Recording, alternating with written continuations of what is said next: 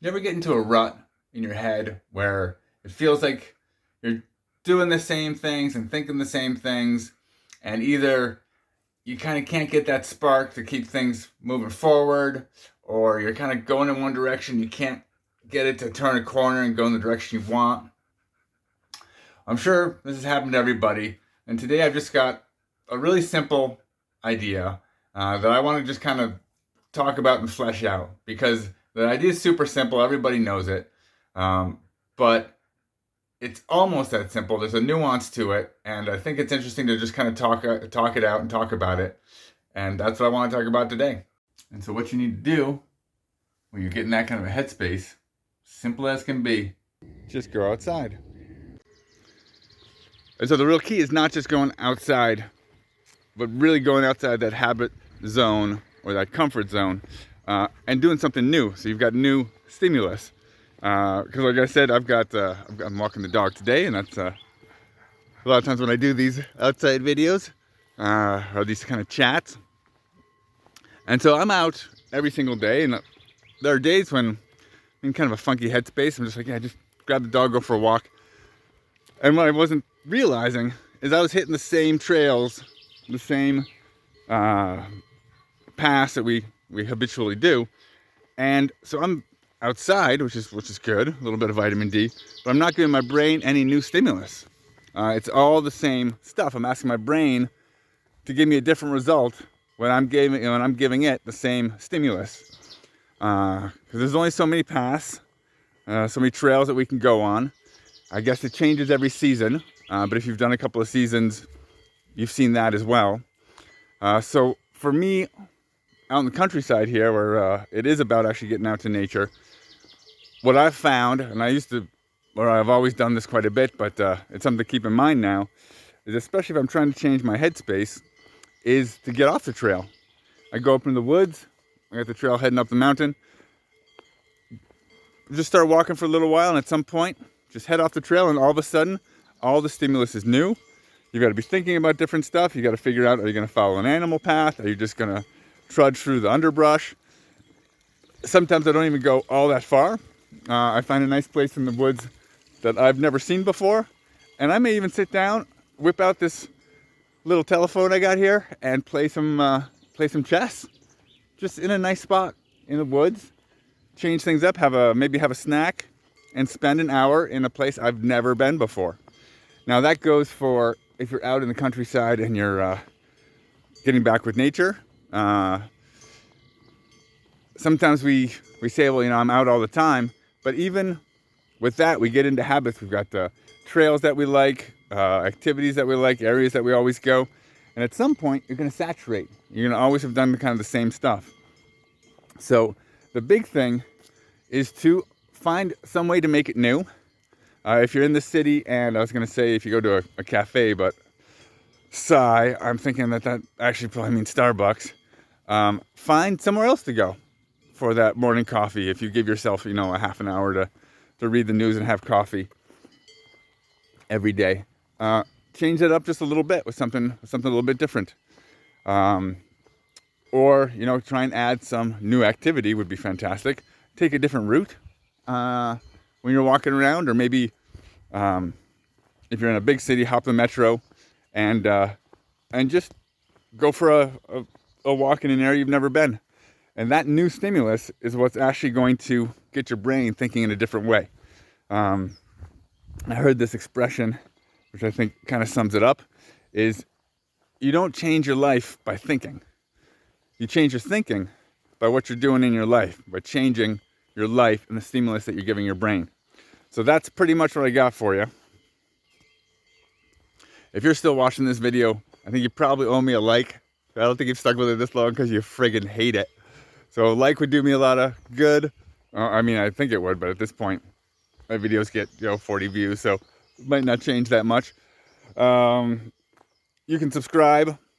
Would be fantastic. Would help me grow the channel a little bit. Would get you any of my other videos, the videos that are to come in the future. If you don't click that button, this may be the last time that we ever get to chat, and that would be very sad. So there'll be a subscription button somewhere. There's probably always one down below this video. There's going to be other videos popping up at the end probably. If you go ahead and watch some of those, you might enjoy them. I've got a lot of these ones where I just kind of chat about nonsense. Is a series of shorts called the Dog Walk Talks that you'll find on my channel page. I also do a bunch of kind of like how-to videos that are more or less fun and wacky, depending on which one you fall into. Some of them actually just show you how to do something, and some of them are me just screaming nonsense. So good luck with that. And that is, oh no, and comments. Tiny little channel.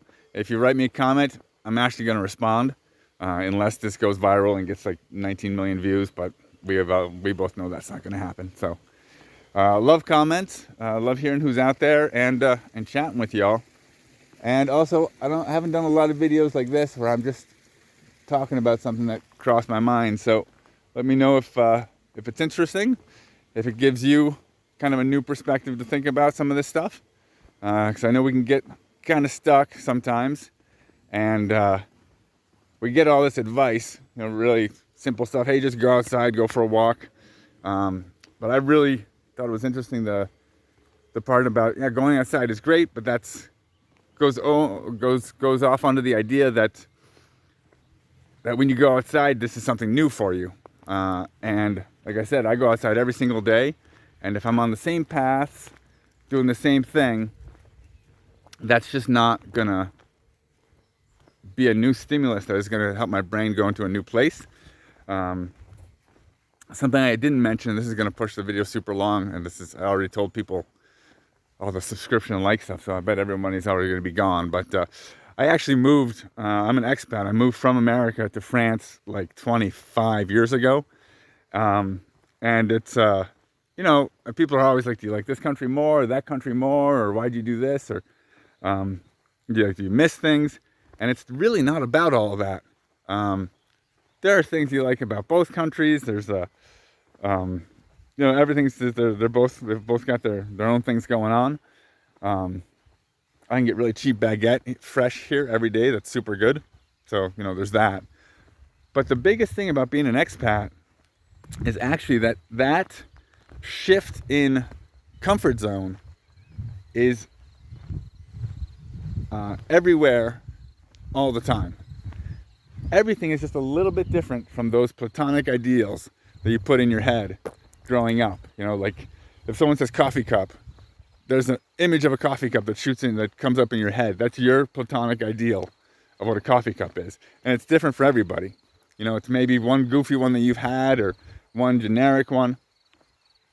So I've got, what a doorknob should look like, what a fridge should look like, what buildings should look like. That's all ingrained. And every single day that's tested all the time. Every time I look at something, my brain is like, oh, that's different. That's new stimulus. Now, I've been here, like I said, for 25 years, so that's tamping down a good bit. It's not as constant as it used to be, but that constant stimulus of newness, of pushing my brain to not fall asleep and say, yeah, I know how all this works. I don't have to turn on today because you're going to give me all the same stimulus that you give me every single day. That change, I think, was the biggest reason that I kind of fell in love with this idea of living somewhere else and kind of purposefully making my life a little bit more difficult in the tiniest way all the time. Because that kind of numbness of just like, I know all of this, I don't have to think about it. You're driving around, you never got to think about which way to go. You cross people in the street, you never have to try to remember what their name is. Everything is just already ingrained and in your memory, and your brain really just can kind of shut off. And then for some reason, because there's none of that newness, that numbness kind of makes us kind of tired or unconnected. And so what do we try and do after a long day of doing the same mental tasks at work every day and taking the same pass and having the same stimulus? Well, we get home and we just try and turn our brain off again as fast as possible. Turn on Netflix and let that run until the screen pops up and says, "Are you still there, man? Because this has been on for a while." And you say, "Yeah, no, I'm still here. Just keep feeding it to me."